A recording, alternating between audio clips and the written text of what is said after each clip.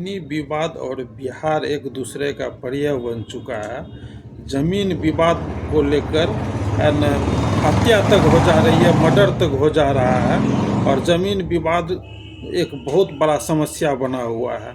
यह देखा जा रहा है कि लोगों के पास पर्याप्त जानकारी नहीं होने की वजह से लोग बलपूर्वक ज़मीनी समस्या का समाधान निकालने का कोशिश करते हैं और उसके एक दूसरे को नुकसान पहुंचाते हैं, एक दूसरे से मारपीट लड़ाई झगड़ा होता है। बात यहाँ तक बिगड़ जाती है कि लोगों का मर्डर हत्या तक हो जाता है।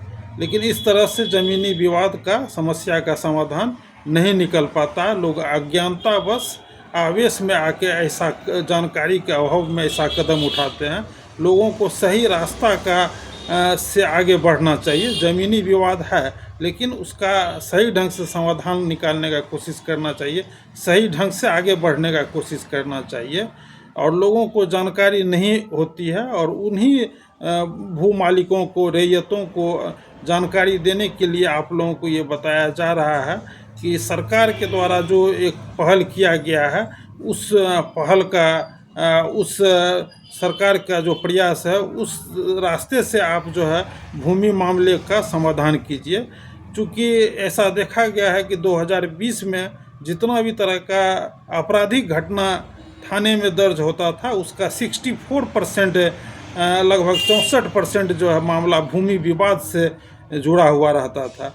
लेकिन इस 4 वर्षों में जो है सरकार के द्वारा एक पहल किया गया है भू समाधान पोर्टल। भू समाधान पोर्टल के माध्यम से ऐसा देखा गया है कि ज़मीनी विवाद में लोगों का जो मर्डर हो जा रहा था, लोगों के बीच जो मारपीट हो जा रही थी, वो आपराधिक रिकॉर्ड जो है 64% से घट के 46% पे आ गया है और ये इसका बहुत ही अच्छा सकारात्मक परिणाम निकला है। इसलिए आप सभी को ज़मीनी विवाद यदि है तो आपसी लड़ाई झगड़ा मारपीट करने से बचना चाहिए और बात को आगे नहीं बढ़ाना चाहिए। इन सारे मैटर को आप जो है भू समाधान पोर्टल पे ले जाए, अपनी समस्याओं को भू समाधान पोर्टल पे रखें और सरकार खुद इस समस्या का निराकरण करेगी। क्योंकि भू समाधान पोर्टल से ऐसा देखा गया है कि जो 2020 में 64% तक जो मामला भूमि विवाद से जुड़ा हुआ रहता था वो घट के जो है 46% आ गया। काफ़ी अच्छा इसका जो है रिजल्ट आ रहा है और इसी को ध्यान में देखते हुए राजस्व विभाग के द्वारा ये निर्देश दिया गया है कि जितना भी सरकारी कर्मी है, सीओ से लेकर जो है आगे अनुमंडल स्तर, जिला स्तर से लेकर ये भू समाधान पोर्टल के माध्यम से जो है समस्याओं का समाधान करे और भू समाधान पोर्टल पे ज़्यादा कंसंट्रेट करे। उधर गृह सचिव के द्वारा भी, गृह सचिव अरविंद चौधरी के द्वारा भी राजस्व विभाग से कोऑर्डिनेशन स्थापित करके ये प्रयास किया जा रहा है कि ताकि लोगों को भूमि विवाद से निजात दिलाया जा सके और जो ग्राफ पहले 64% था उसको 46% पे लाया गया। उस 46% को भी घटा के और से और कम लाया जा सके ताकि लोगों का मर्डर, हत्या, आपसी विवाद को कम हो सके। इसलिए आप भू समाधान पोर्टल का इस्तेमाल करें।